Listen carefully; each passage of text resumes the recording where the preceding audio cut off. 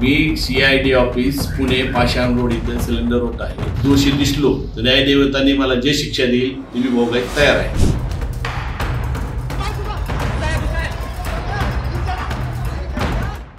Surrender झालेल्या वाल्मिक कराडवरून मराठे आक्रमक झाले.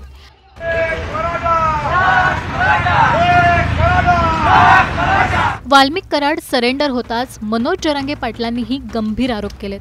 ज्यांच्या फोनवर कुणी कॉल केले, ह्यो कोणत्या SP ला बोललाय, कोणत्या DYSP ला बोललाय, कोणत्या ऍडिशनल SP ला बोललाय, कोणत्या तपास अधिकाऱ्यांना बोललाय, ते सगळं घ्या.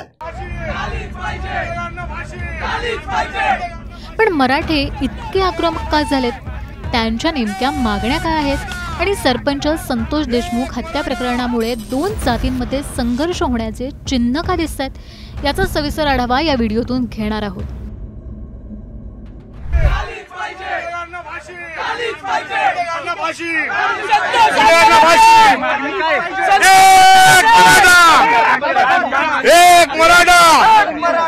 याला कोणचा मंत्री आतापर्यंत बोललाय, ही सगळ्या फोनचे रेकॉर्ड काढायचे, ते सुद्धा सगळे घ्या. सरपंच संतोष देशमुख हत्या प्रकरणात मोस्ट वॉन्टेड समजला जाणारा वाल्मिक कराड अखेर शरण आला. वाल्मिक कराड शरण येणार याची कानभून माध्यमांना आणि कराड समर्थकांना आधीच लागली होती. त्यामुळे पुण्यातील CID कार्यालयाबाहेर कराड समर्थक पाहायला मिळाले. काय झालं मला सांगता येणार नाही, मी त्यांच्या सोबत नव्हतो, मी माझ्या दुसऱ्या कामासाठी आलो. तुम्ही आता CID ऑफिसमध्ये होता? CID ऑफिसमध्ये पुण्यासाठी आला होता? आम्ही CID ऑफिस मध्ये नव्हतो आलो, आम्ही समोर उभा. मी CID ऑफिस मधून बाहेर आला, पुण्यासाठी आला होता तिथे? मी CID ऑफिस मधून बाहेर नाही आलो. समोर वाल्मिक कराड यांच्यावर ते आरोपी नाही तर वाल्मिक अण्णा कराड यांच्यावर कोणाचा गुन्हा दाखल झालेला नाही, त्यांच्यावर खंडणीचा गुन्हा दाखल झालेला आहे. हे तपासात काय निष्पन्न व्हायचं ते होईल.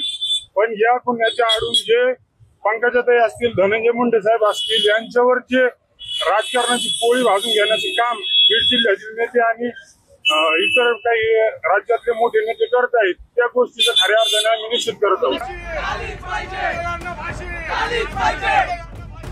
पण याच ठिकाणी मराठा आंदोलकांनीही हजेरी लावत वाल्मिक कराड विरोधात जोरदार घोषणाबाजी केली. मराठा आंदोलकांच्या नेमक्या मागण्या काय आहेत तेही पहा. जे दोषी असतील त्यांना कुणी पाठीशी घालू नये. फास्ट ट्रॅकवर घेऊन फाशीच्या शिक्षेबंद द्यावं. या वाल्मिक कराडला कोणत्याही प्रकारची VIP ट्रीटमेंट द्यायची नाही. तुम्ही जर कुठला गुन्हा केला नाही तर तुम्ही 21 दिवस 20 दिवस तुम्ही पळून का गेला? ह्याच्या मागे काय गोड बंगाले? मुख्यमंत्री देवेंद्र फडणवीस साहेब यांची आणि धनुभाऊची भेट झाली आणि त्याच्यानंतर दुसऱ्याच दिवशी हा सरेंडरचा जो हे झाले त्याच्यात आम्हाला शंका वाटते. वाल्मिक कराड सरेंडर होताच मनोज जरांगे पाटील यांनीही आक्रमक भूमिका स्वीकारली. राहिलेले आरोपी हे कधी पकडायचे? ते मुख्य आरोपी हा सुद्धा मुख्यच आणि याला पाठ देणारा पण मुख्यच. पाठबळ देणारा जो आहे ना, पळून जायला इतके दिवस बाहेर ठेवायला, इतके दिवस तुम्ही बाहेर ठेवला होता, हे का षडयंत्र करायचं ठेवला होता? यावरून सरपंच संतोष देशमुखांवरून मराठा समाज आक्रमक झाल्याचं पाहायला मिळालं. वाल्मिक कराडांवर गुन्हा दाखल करा अशी प्रमुख मागणी मराठा समाजाकडून केली जाते. वाल्मिक कराडवरून आक्रमक झालेले जरांगे पाटील मराठ्यांना पुन्हा एकत्र करून मोठं आंदोलन उभारणार का, अशा शक्यताही वर्तवण्यात येत आहेत. यामुळे बीडमध्ये पुन्हा एकदा मराठा विरुद्ध वंजारी वाद उफाळून येण्याची शक्यता वर्तवण्यात येते. याबद्दल तुम्हाला काय वाटतं?